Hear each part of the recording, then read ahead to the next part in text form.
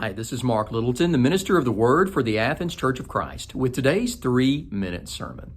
In Matthew chapter 5, beginning in verse 3, Jesus says these words. He said, "Blessed are the poor in spirit, for theirs is the kingdom of heaven."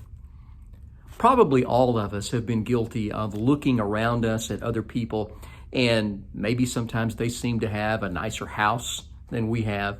They seem to drive nicer cars than we have. They just seem to have a whole lot more stuff that's a whole lot nicer than the stuff that we have. And maybe we sometimes get a little bit envious and we think to ourselves, man, they just have so much more than I have. And yet, sometimes if you do a little digging into the life of some of those folks, you'll find that really they don't own a whole lot. The bank owns most of it. The bank owns their house. The bank owns their cars. The bank owns a lot of that stuff. And really, they don't own much at all. I thought about that when I read this passage in Matthew 5 and verse 3, where Jesus talked about, blessed are the poor in spirit, for theirs is the kingdom of heaven.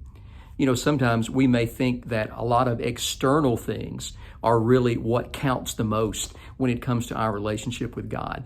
Our religiosity, or how much we pray, or all the things that we might do, those outward external things look good from the outside. Those are the things that really matter. And yet, even though those things may be important, Jesus says, no, the externals can fool you. Just like, the houses and the cars that other people may have, but they don't own them. We could have all of those external trappings, but what's going on the inside?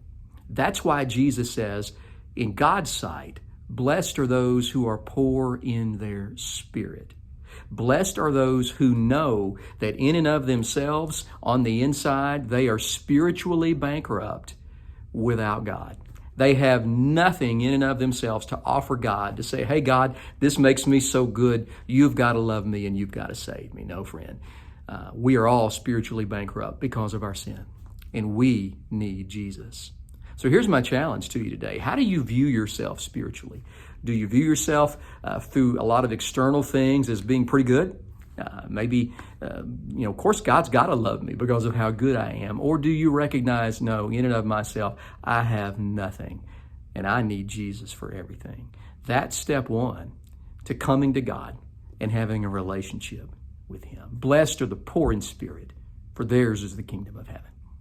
You hope you have a blessed day, and Lord willing, we'll see you again tomorrow for another 3-minute sermon. God bless.